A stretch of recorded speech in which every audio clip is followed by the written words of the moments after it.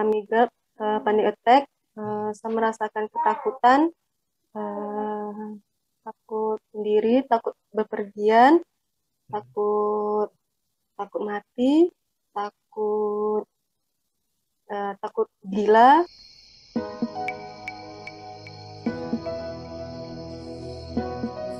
Pokoknya kalau misalnya pergi itu harus sama orang tertentu gitu. Aduh, ini aja sesak napas dah. Sesak napas, waduh. Jangan sesak napas dulu. Oke, ini udah dari dulu ketika lahir begini atau? Enggak. Enggak ya. Pas lahir masih jadi baik-baik saja. Oke, so. Mau nangis saya dulu.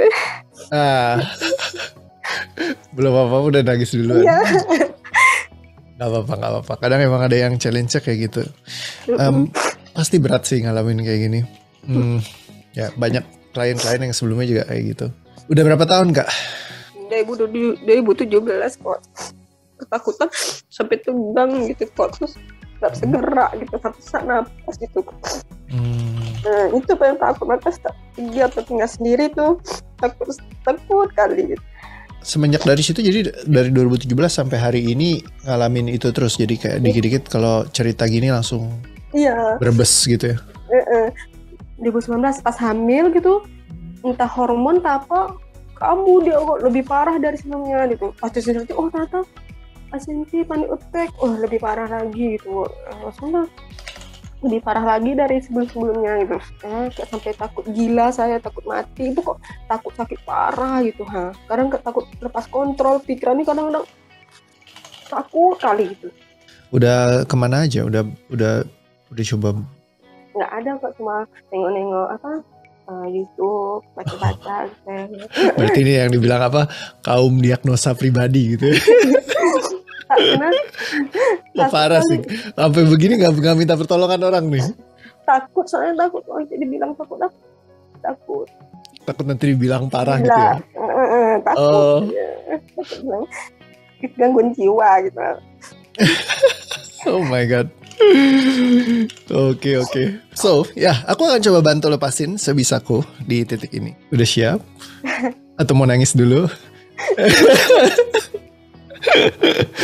Nggak apa-apa. Ya, it's okay to cry. Oke ya.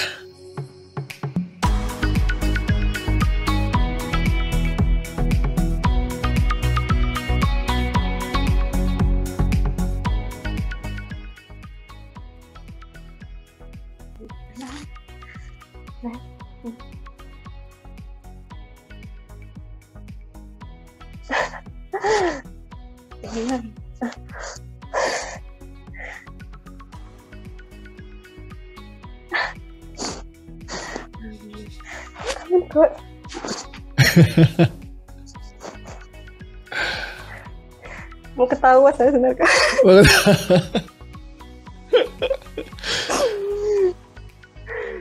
Oke, so ini yang aku biasa sebut titik dramatic shifting 1, titik ketika kita udah melepaskan, tapi biasanya aku akan cari lagi apalagi yang baru kita lepaskan.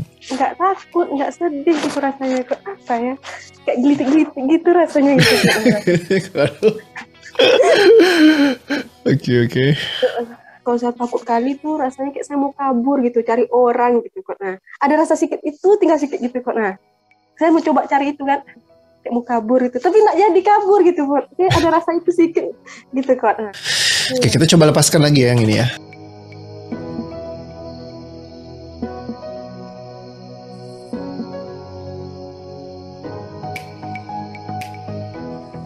Oke, coba dicek apa yang dirasakan.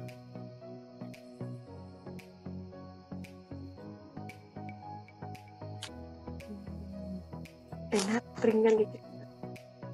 Kayak rasa, aduh senang gitu kayak rasanya gitu. Udah gak dingin lagi dengan saya Kak.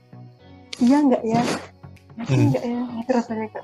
Oh iya gak ya atau yakin gak ya? Beneran gak nih hilang gitu ya? Iya Kak. Oke. Ntar kebalik lagi gimana? Habis zoomnya ditutup bakal balik lagi loh. Oh jangan ya. Jangan Kak.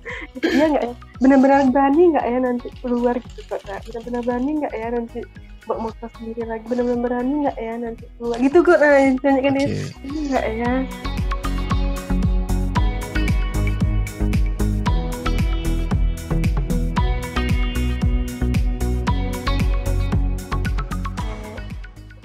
Dia sih udah mulai agak menghilang deh ke jalan satu punggung gitu. Jadi mau ketawa ketius kan.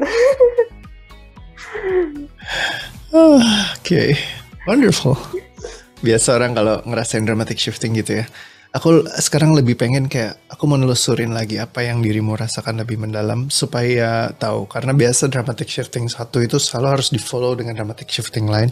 Aku harus check-in selalu apa masih ada yang tersisa gak. Karena it's too early kalau kita celebrate. Karena biasanya ketika satu dramatic shifting ketemu, pasti biasanya, umumnya sih, bukannya pasti ya. Seringkali aku temukan masih ada lagi titik lain yang perlu dilepaskan. Kayak tadi baru cerita udah langsung berbes nangis, gak ketahan rasanya. Nah sekarang coba ceritain lagi deh kejadian itu. Kan lagi baring-baring, lagi cerita, terus tiba-tiba mama nih ceritanya tuh mengerikan gitu, badan itu tegang gitu lah. Terus langsung kenapa nih, karena dulu nggak tahu ini psikomatik. Dulu mikirnya dia pet orang kok. Dulu mikirnya dikirimin orang gitu. Saking mana dulu dikira dikirimin orang gitu rasanya tuh gitu. Okay. So cerita ini lagi ada yang dirasain nggak? Tadi awal pertama cerita ke pas nanya ada rasa kayak di badan ini rasa tapi lama-lama pas saya cerita enggak gitu kan, ada kayak rasa-rasa pertama gitu kan, rasa-rasa kayak merinding tak apa rasanya ya. Jadi ingat saya satu lagi kos. Boleh. Nanti dapat piring cantik.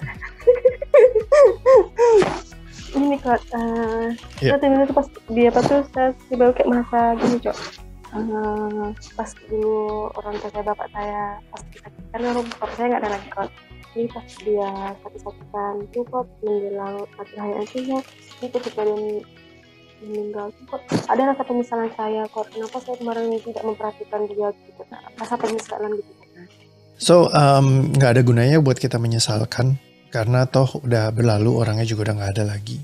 Orangnya juga mungkin udah nggak musingin. Cuma kadang seringkali kita yang sering merasa menyesal kenapa dulu nggak seperti itu, nggak berbakti dan nggak ini. Dan kalau bawa penyesalan ya nggak ada gunanya juga. Bukan berarti kita harus bawa terus penyesalannya. Kalau kita bawa terus malah tambah repot gitu, nggak jadi-jadi kan. Lepaskan semua penyesalannya.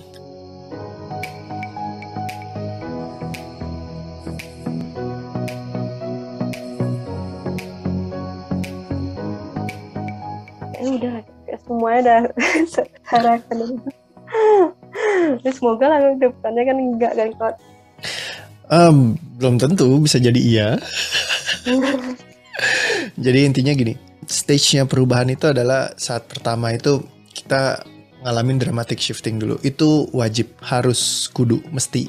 Kalau mau sembuh harus dramatic shifting. Dramatic shifting itu adalah titik ketika beban emosinya terlepas dari tubuh fisik. Yang tadi yang pertama, ketika ngerasain kayak gimana rasanya? Iya lo ringan lo, rasanya udah gak ada lagi lo, gak kayak tadi gitu. Nah itu beban utama yang blok-blok besarnya itu dicabut dulu. Jadi dia keluar dari tubuh fisik kita, udah keluar. Kita cek lagi selalu kayak masih ada yang tersisa gak, dibuang lagi. Masih ada yang tersisa gak, dibuang lagi. Sampai kita mengalami dramatic shifting total. Ketika udah selesai, dramatic shiftingnya beres semua.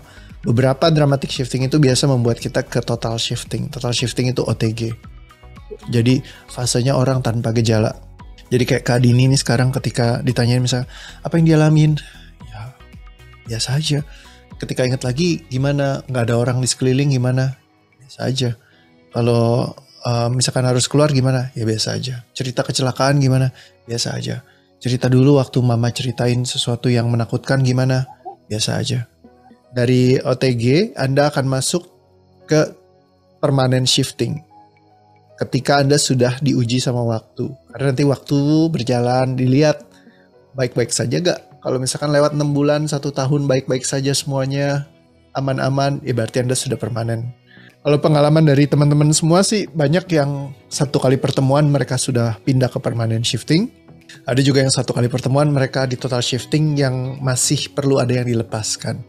Nah jadi setiap orang beda-beda. Jadi jangan berharap untuk menjadi permanen. ya, tapi sambil mengamati aja apakah masih ada sisa rasa yang perlu dilepaskan atau enggak. Secara keseluruhan apa yang dirasain sekarang? Alah, ringan kok. Senang gitu rasanya kok gitu. Gitu kayak bahagia apa, ringan aja gitu kan. Maaf kok, nggak tahu lagi rasa apa. Maaf kok. Udah nggak berasa ya? Iya, jadi mau ceritakan ya.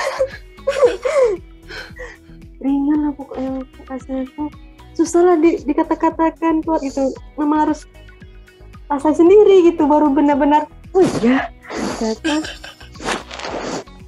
ini serius, beneran ini benar-benar lepas gitu kok. Tidak ada yang hambat keinginan napasnya. Dari pertama sisi tadi udah langsung plong. Oke, langsung ringan ya rasanya. Iya, kedepannya udah dirilis bisa hidup normal, tidak tergantung orang lagi ya sih. Amin.